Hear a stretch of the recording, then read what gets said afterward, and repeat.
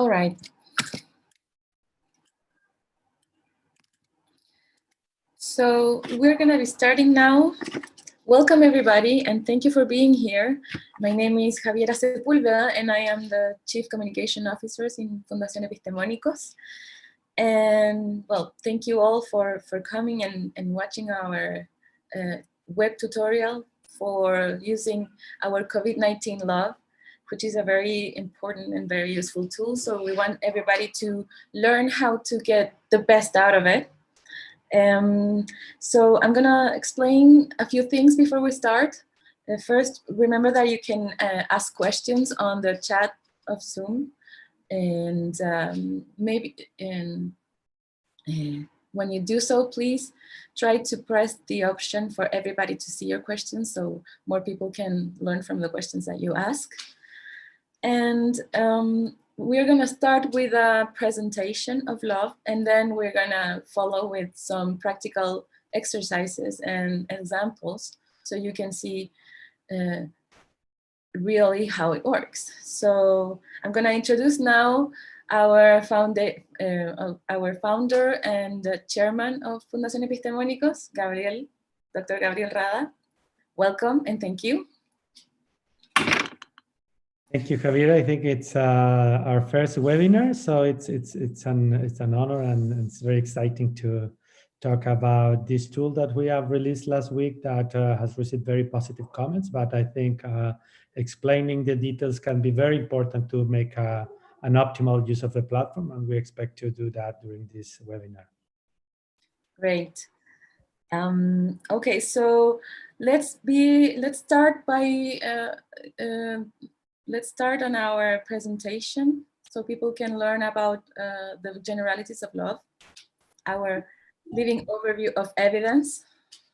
Yes, it's we have a very short presentation explaining the basics, some very basics about evidence-based medicine and what is the context where this platform is built. So sorry if someone find that too basic, but it's in order to explain what is the general context and fundamentals of this project. So are you seeing my screen now? Yes, we can see perfectly your screen. Thank you. Okay. Good. Yes. So, well, love stands for a living overview of evidence. So that's the name of the platform, and I think it says a lot about what is the objective, but we will go into much detail when we see the actual platform. But to understand why this platform is so useful, we think is first it's important to be clear about how much evidence is there and how can we manage it efficiently. So the first question is probably obvious for most of the people in the public, but it's there is a lot of information. It's difficult to manage.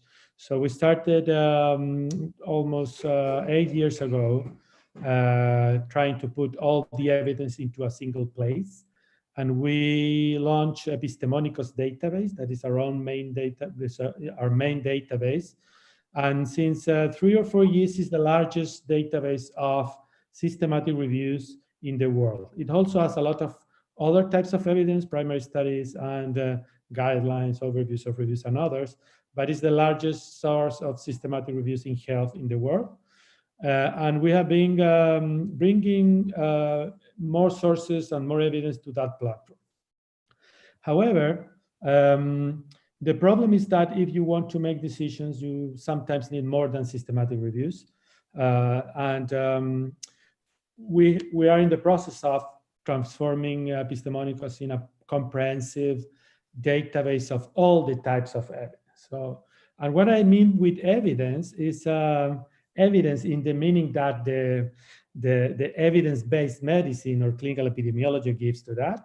So the first fundamental of this methodology is that there are some studies or some evidences that are more reliable than others. And for instance, when you look at treatment questions, we already agree that randomized trials are the best available evidence. So the more reliable study design. And we try to make decisions first with those kind of studies. And if we don't find randomized trials, we start using those that are lower in the hierarchy. If you look at this pyramid, you can see that systematic reviews are at the top. And that's something that is very important, because now the current conceptualization of systematic reviews is that they are not part of the hierarchy, but I will explain that in 2 slides more. So the second concept is precisely systematic reviews. Systematic reviews are one of the main products of evidence-based medicine, and now are considered the main or the principal type of article to make decisions informed by evidence. So a systematic review is able to collate all the studies or articles that are out there about a specific clinical question or health question, and then through a systematic and transparent process, arrive to a conclusion based on the body of evidence or all of the studies that answer the question of interest, and are typically synthesized with a mathematical technique called meta-analysis. And meta-analysis is not the main concept in this. The systematic reviews is the main concept, but many reviews have a meta-analysis as the way of synthesizing the evidence. So with this kind of articles or process or research, you can have things or answers that are ready to be incorporated into decision making. It's impossible to make decision based in all of the primary studies, all of the articles that are out there for each question, especially in areas where the information is substantial, as the one that we are going to explore later with COVID-19. The current conceptualization of these 2 concepts is this. So systematic reviews are not at the top of the pyramid, but are a zoom or a lens that allows us to access the body of evidence. And now also there are more criteria or elements to grade the quality or certainty of the evidence. So we know that randomized trials need to fulfill some criteria, or if not, they can provide lower certainty evidence. And the opposite with the observational studies, if they fulfill some criteria, they can end up as better evidence. So this is something more complex than only the study design today, and that also it's more interesting because it allows to incorporate all types of evidence into decisions. And the main point with systematic reviews is that if we don't use them, we are going to be in trouble in trying to make sense of all the evidence.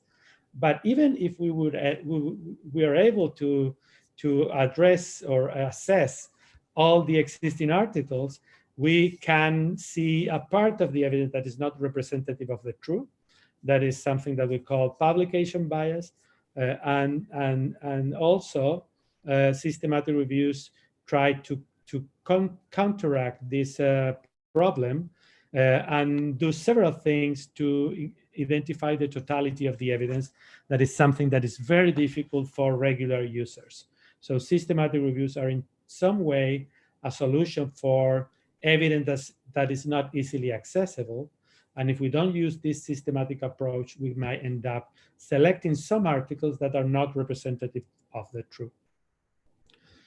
So in order to build this platform, we are using our network of collaborators of Epistemonikos and Love Project that is over 1,000 people, more than 200 already working in COVID-19 too. And this large collection of health evidence with almost more than 300,000 systematic reviews and more than 700,000 articles. So this evidence base gives us a good starting point, but also we reuse many of the technologies that we had in place to quickly create or set up this new platform. The reason to create Love is that the evidence, even though we are able to have it into one database, it's it's much more than we can handle. So the number of systematic reviews in the graph at the left side of the screen shows how many systematic reviews are produced each year. It's a cumulative graph. And now we have more than 40,000 reviews being produced each year, which is impossible to manage. And that is in line with the total number of evidence that is produced in the world, but that the estimation is that the total amount of information duplicates every 9 years. So it's impossible to handle. Even with our own with our main database, we believe that it's becoming impossible to manage everything. So we develop a response to the following problems: that searching, screening, and synthesizing evidence takes too much time, too much effort, it's too expensive, and becomes out of date too soon. And the other problem is that it's redundant. There are many reviews, many evidence synthesis for the same questions. So the information can be useful, but it can also be a problem if you don't have a good way to address it. So this is where love enters, and a leading overview of evidence. Our platform, the definition is that it's a tool, a digital tool that combines a series of technologies, including artificial intelligence, with the efforts of a network of experts. So it's a combination of technology and people to obtain and organize health evidence, as also keep it always updated, incorporating new evidence as soon as it's produced. The word living refers to incorporating evidence as soon as it is produced, like in living reviews or living systematic reviews and living guidelines. So love is a space where everything is continuously organized, basically. Our values are trying to be fast, artificial intelligence, and the rest of the process. Also exhaustive. We not only want to be fast, we also want to be exhaustive. Stay current or living. And we also offer several services that are also part of the Love project, but it's not the part of the Love platform. That is what I'm going to show now. And the way that the information is organized is with the classical way of structuring questions in evidence-based medicine, the Pico format or PICO format, where P stands for population, I for intervention, C is comparison, and O is an outcome. But there are some components of these questions that are more relevant than others. So we give priority to the intervention component or the action that is being assessed in the evidence, and the population component in the second place. So imagine that you are seeing a map. Typically in a map you have the world, for instance, and you start seeing some boundaries that are easily recognizable, like continents or countries. But when you enter or you go deeply, you need more granularity, or you need more effort to identify the relevant components of your question or the place where you want to get. So this is an iterative process where we start developing ways of organizing the information. But as soon as we identify more information, we change it or improve it. And we also can start digging deeper. So when we realize that there is one place that is defined by some boundaries that is not a typical country boundary, we can say, okay, we already have one component. This is the way that the information needs to be organized. But we can go deeper and deeper. And when you start to seeing people, variables, and so on, we can recognize that it's very difficult to get to the actual clinical or health question or definition that we need. So the typical problem that most projects trying to organize the information have is that they cannot go deep enough to get to the clinically relevant questions. So that is one of the reasons why we decided to create our own taxonomy, our own way of defining the populations and interventions, and that is the basis of the LOVE platform. So when you get to an actual question, you already have a space where you can see all the relevant evidence. In this case, these three people or papers or evidences as you want. To see in terms of the process, the evidence synthesis process, typically you have several steps from kickstarting a project, defining the question, searching, screening, identifying the information, mapping it when you have more than question, and then update it. And at the end is assessing the information and summarizing or synthesizing. What basically LOVE is doing is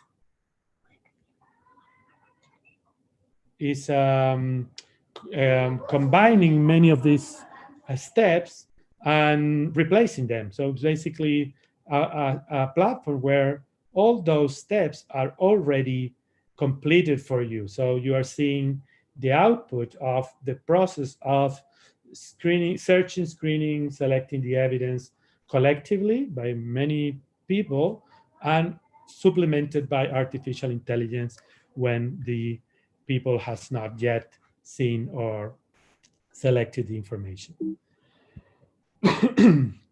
So what we expect to achieve with LOVE is something that is a one-stop shop, a very efficient solution, and that is why we say LOVE is all you need when we're talking about evidence needs.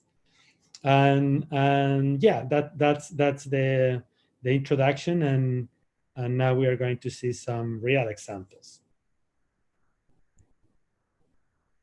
Okay. Yeah. Now I have a mic.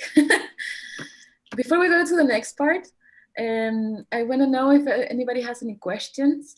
You can. We are also streaming on YouTube, so if you are on YouTube, you can ask questions through our Twitter at Epistemonikos. So you send the question, and we can answer it live.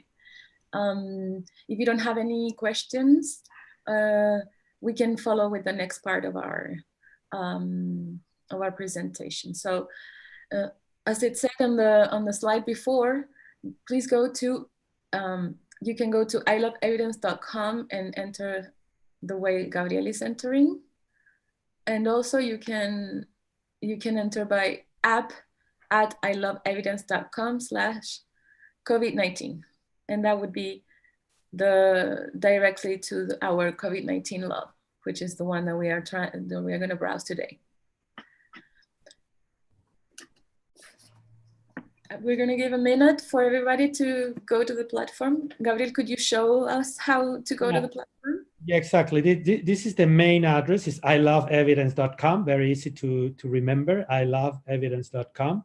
And if you go to iloveevidence.com, you get to the landing page with the explanation of what LOVE is and what are the different options. We have the LOVE platform, that is the one that we are going to show now. Here you can go to the LOVE platform directly. There are other links through the page, but here is the easiest way to go. And for the special LOVE, because the COVID-19 LOVE is a special one, and we are going to explain why.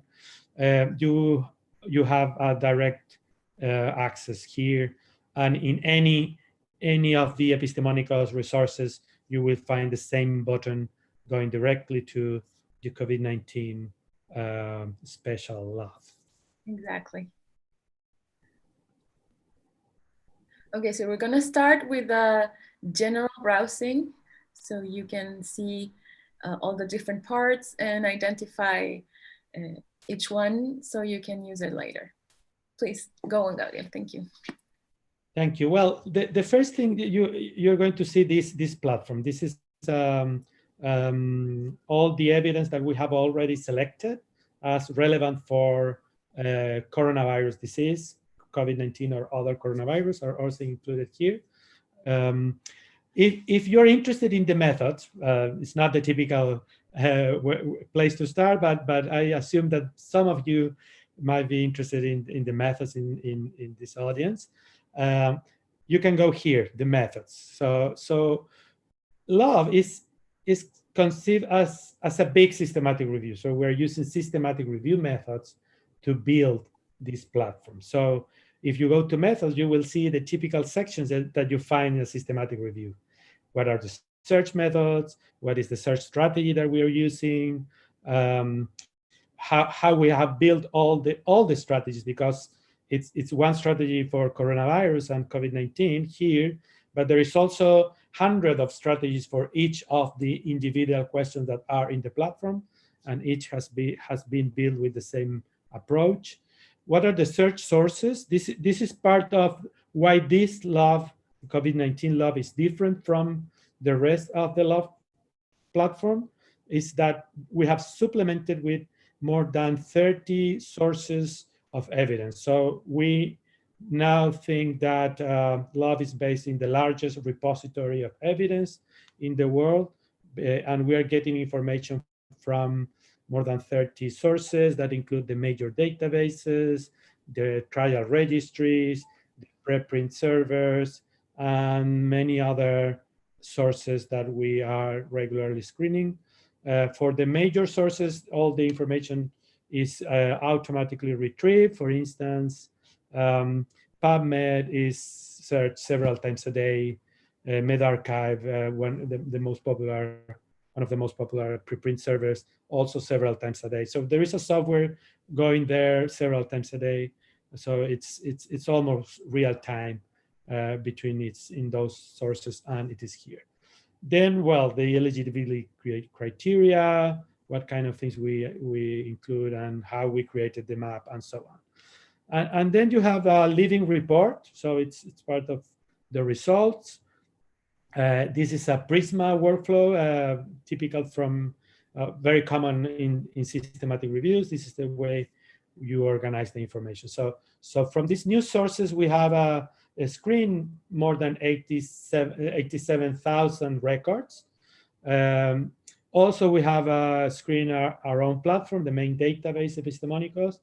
And the total is that we have identified more than 50,000 like potentially eligibles for this. So that means matching a Boolean strategy that we think is very comprehensive.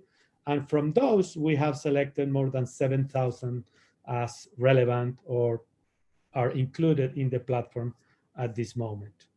Well, this is the total number of articles entering the main repository, the 87,000. And as you can see, is massive. The amount of information that is being produced in COVID-19 is something that has never been seen before, and it's impossible to handle, we think, without an approach like this, or it's very difficult. So that's enough about the methods. So if you're not interested in the methods, or if you have already seen the methods, you go directly to here. This is the whole amount of information that we have in the platform already selected, 7,000 articles. And you can navigate through this menu here. So this is like a way of filtering or searching in the platform and finding what you are looking for. And it's organized in a very intuitive and functional way. We organize all the types of questions into 5 domains, or five type of questions. So you have the prevention or treatment questions, which treatments are useful or not for coronavirus or COVID-19, diagnostic questions, questions about etiology, questions about epidemiology, or questions about prognosis.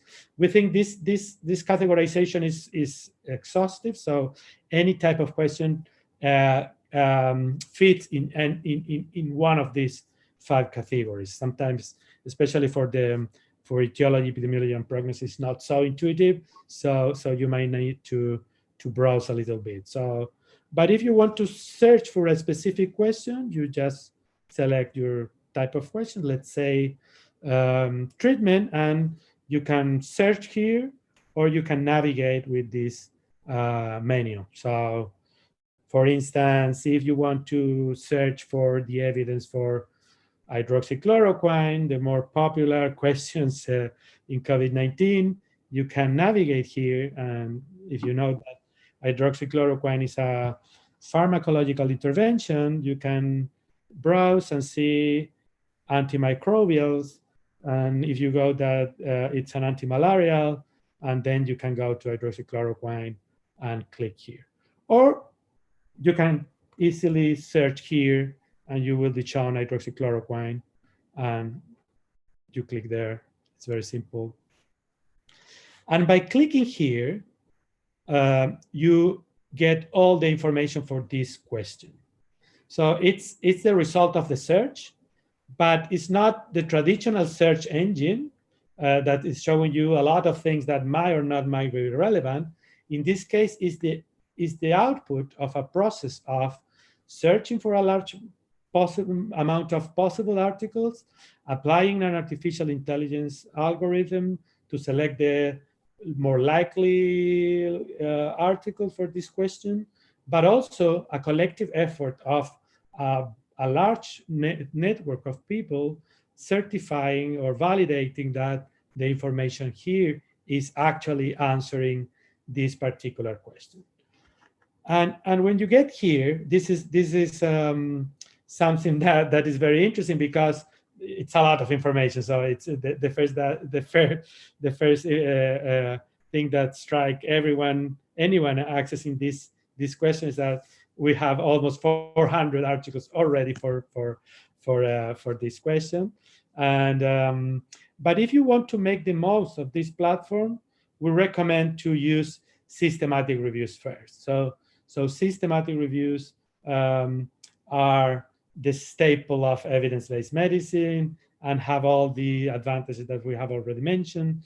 So we have here 40 systematic reviews, which is a lot, much more than you typically find in a question. And they are ordered from newest to older. So this is the newest systematic review for this question, and you can start looking at the rest. But 40 systematic reviews is still a lot of information, so probably you can select the newest, but you can also dig deeper. And if you want, and if you read one of these reviews, you might want to be sure that all the randomized trials of these questions are included. And if you want to do that, you go here. There are more than 300 studies already on this, but you can easily select the randomized trials, the best quality or the highest study design in the hierarchy. And you can also select those that report data and separate it from those that do not report data, because there are many ongoing trials, things that are not completed yet. So if I click here, I can see that there are 6 randomized trials already completed, and this is very easily accessible here.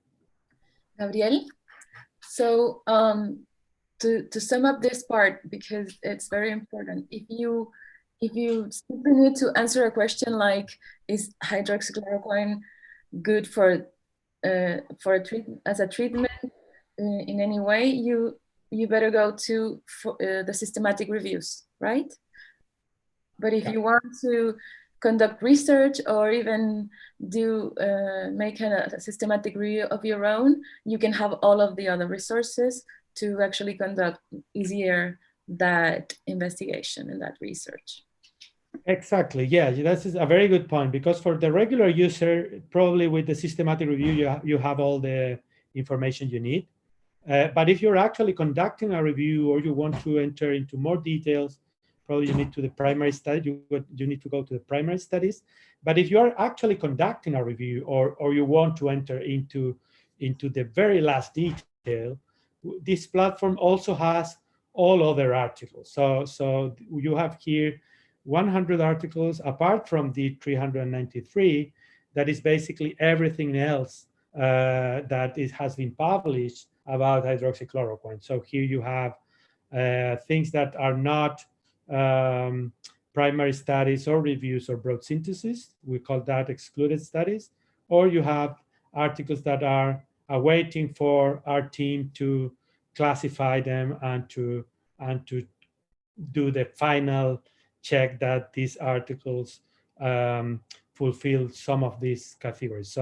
So if you want to see the very last detail about this question, you can enter here and you access all the articles that we think are not part of this collection or have not been selected yet, but are by the team. So this is a space for researchers basically or for someone that is very interested in a topic, or it might be for these questions where the information is just arising that is happening now with COVID-19.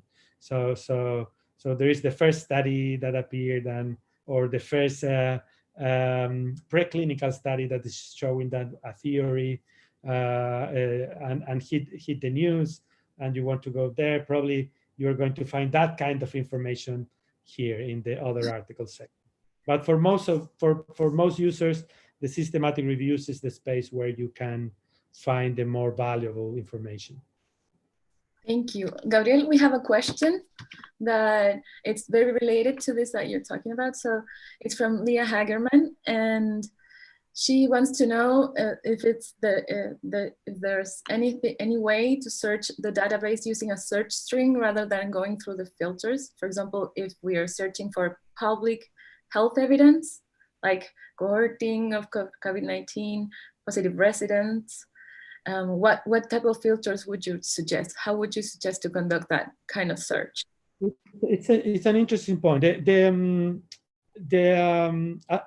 The Epistemonikos database contains all these articles. So you can use Epistemonikos database to conduct your own search with your own strategies. But each of the terms that we have here, it's based on a strategy, and with all this added value of a further selection of what is relevant and what is not. So for instance, if you want to see public health, we already have that. And this is based in a strategy. So here you're going to see anything matching strategy for public health interventions. And we have been adding more questions about public health interventions. And if someone finds that there is an intervention that is missing in the platform, can contact us and we can add it. There are almost more than 1,000 questions now in the platform.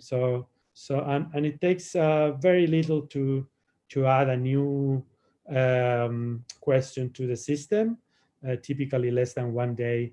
So anyone interested in a question that is not in the platform, can send it to an email. We have set a dedicated email that is covid19@epistemonikos.org, and we can do it here. Additionally, this platform is also a tool for researchers. So anyone interested in conducting reviews using this platform is more than welcome to do it. And in that case, it's better to start a discussion, and we can check the search strategies to check if all the terms that team is using is part of the strategy we are using, and so on. There is a lot of tools that are not part of the public platform, but for collaborators of the project, which are absolutely invited. The platform is open. The project is trying to build upon the collective intelligence of all the groups conducting evidence synthesis in the world. We are more than happy than liaise with them and to see how they can make the best use of the platform for those purposes too. Gabriel, could you show us maybe another kind of treatment? How would you look, for example, for the efficiency of stem cells plasma, for example? Well, yeah, convalescent plasma. For instance, if it's one of the popular interventions that have hit the news is if you start plasma, convalescent plasma, and then go here. So as you see, it's very quick. So there are 9 systematic reviews now on convalescent plasma, and probably the more relevant study, if you want to check the reviews, you need to make sure that are including the only randomized trial reporting data. There is a short text showing that in this bottom, but you can also select here reported data, RCT, and there is only one completed trial. So any review that you are looking at probably should include this trial, or if not, it's not updated. What would it mean that what it means to the answer you're looking for, that there's only one randomized trial that's reporting data? Is that an important thing to consider on your answer? Yeah, absolutely. So for most of the questions in COVID-19 and in evidence in general, we can rely more in randomized trials than in other types of studies. So when we have a randomized trial, these studies start higher in the evidence hierarchy. But the systematic reviews are the ones that are going to assess that study, make sense of the information that they are providing, and portraying objectively what are the conclusions of that study. So even though you can go to the actual study, probably it's better to go through the systematic review to have first a confirmation that is the only study. Eventually, you can have also the big picture of what this study says, or this randomized trial, in comparison with the other studies, the non-randomized one. And you can also have a critical appraisal of that study, which is very relevant. In the case that there is only one study, you don't have a meta-analysis. A meta-analysis is a technique to combine more than one study. But when you start to have more trials, that is what we anticipate is going to happen here. There are dozens or hundreds of studies ongoing to test the same hypothesis. It's going to be much more important to have a pool estimate or a meta-analysis of all those studies to make a conclusion. So the only way to make sense of all that amount of information, or all the information that we believe is going to appear in the next weeks or months, is through systematic reviews. Gabriel, we are closer to the end. We are like 10-15 minutes to the end of our webinar. So before we close, could you show us, for example, other kinds of searches? Like, for example, if somebody wants to know if really men are prone to have a more serious case of COVID-19 than women, how would you look? Yeah, exactly. That requires a lot of familiarity with the taxonomy, but that is a prognostic question. So it's a question about what are the predictors of outcome. So what are the factors that predict that someone is going to have a worse outcome, basically. So here you can say sex or gender, and you click here, and this is all the evidence about the gender as a predictor of outcome. So there are 4 systematic reviews assessing that specific question. You can search here, or you can browse. If you start using the platform, you get familiar with the taxonomy, and then it's probably easier to browse and to see the different predictors, for instance. So there are dozens or hundreds of predictors probably. So you have clinical findings, laboratory findings, radiological findings, also some things that are part of the population characteristics, even environmental factors like the weather of the built environment, pollution, and many others. So sometimes it's, especially for this type of questions, might be very good to get familiar with the taxonomy. It's very simple, and you start discovering a lot of stuff. Gabriel, so, yeah. If somebody wants to download the information, somebody wants to use it in another platform, how can they do that? Yeah, it's very simple. So just export, and you get a RIS file, which is the format that most citation managers software use, or the systematic review softwares. So you can download from here. You can download all the articles, or you can download other articles if you want. So it's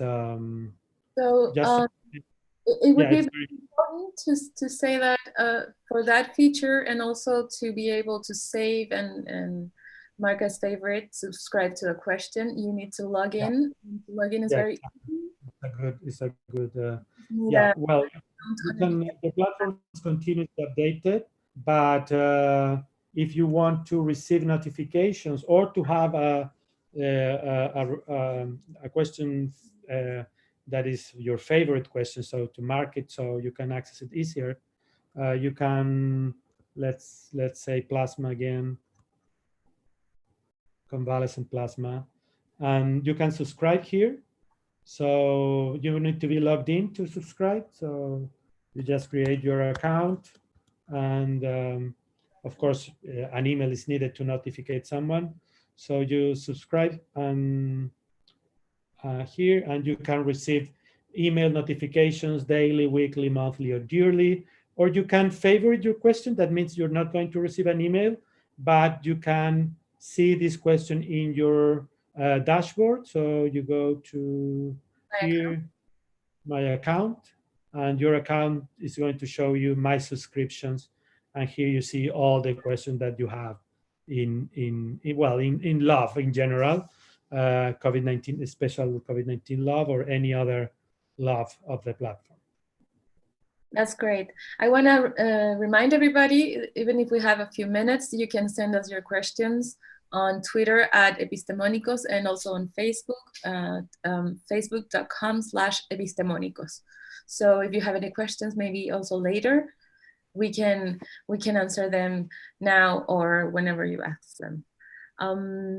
So we are almost on time to finish this presentation, and I want also to remind everybody that today at 6 p.m. GMT -4, it's our Zen presentation, but in Spanish, for people who need it in Spanish. So we are going to be connecting at 6 p.m. today, Chile time. And I want to thank Gabriel for this very, very profound explanation. And also I want to invite everybody to send us an email on the COVID-19@epistemonikos.org mail, that if you have any other doubts, if you need to know about any other type of questions, and everything that you weren't able to ask here, we are going to be very happy to answer on the email, because our main objective with these tutorials and also with the platform is that everybody can use it to have accurate information and to be maybe safer from fake news, because here you can find the real answers, as we already saw. Gabriel, do you want to close this presentation? Yes, well, I think it's as I said at the beginning, it's a great opportunity to show you the platform with all the details. We expect to add more things in the future, so stay tuned also for news and new features, but also for more questions, more details, and we think that this platform is very innovative in several ways. But one that for me is very important is that this is built with a lot of technology, artificial intelligence, and so on. But also, it's a way of involving more people in screening and validating and improving this platform. And if we are able to include enough people, probably it can be a repository of all the evidence for all the questions in COVID-19 at one click or at a few clicks. So it's a collective effort, it's a collective enterprise, it's the collective intelligence of all the collaborators of the project that is going to make a substantial improvement in the capacity of have all the evidence and with a high level of accuracy. So this is what we are seeing now is the starting point of something that is going to improve continuously in the next weeks or months, because now most of the information is based on artificial intelligence work. We have a lot of collaborators, but it is proportionally minor in comparison with the artificial intelligence. But as much more people is engaged in the platform and interested in using this as a space to conduct their own reviews and so on, it's going to become better and better, and eventually we think it's going to replace the traditional way of conducting systematic reviews and guidelines and evidence synthesis in general too. That's great. Thank you, Gabriel. We received a last question that I think is very interesting. Maybe we're taking a few more minutes to answer that. Somebody wants to know if what would be how it differs looking for information on Epistemonikos database versus looking on LOVE. Well, I think we expect that LOVE is going to replace Epistemonikos database at some point. So our recommendation in general for any topic is going to LOVE first, and if you don't find it in LOVE, then try Epistemonikos database. It requires more effort to get it in our main database. You need to build your own strategy. The strategies are built here in LOVE already, and the evidence is already screened, and it's much easier to use LOVE than Epistemonikos database. So for COVID-19, that is particularly true. So getting all the information in our main Epistemonikos database is going to be a lot of work, even though it might be the more comprehensive repository or database of systematic reviews, but still getting all the relevant reviews is difficult. But in LOVE, it's much easier, and it's just clicking a couple of options or conducting a very simple search that is starting to write the intervention or the population, and you get what you are looking for. And in terms of accuracy or sensitivity or recall of the searches, what you find in LOVE is more sensitive than what a regular user does in the main database. So for most users, of course, for trained user or information specialists, they might end up identifying everything that is relevant in the main database, but that is not always the case for all the users. And in LOVE, that is easier and is more reachable for the average user. Thank you, Gabriel. Okay, so now we're really going to close this webinar. I want to tell you also that we are going to have more webinars like this. We're going to be explaining, we are going to have one about some aspects of evidence-based medicine. And we also are planning a special webinar for journalists and professionals in communications, so they can also learn how to look for, how to assure that the news that they have found are effectively real and are evidence-based. So we hope that will be very useful, and please stay attentive to the next announcements that we're gonna have with these webinars. I wanna thank everybody again. I wanna thank Gabriel for this explanation, and see you next time. Thank you. Thank you.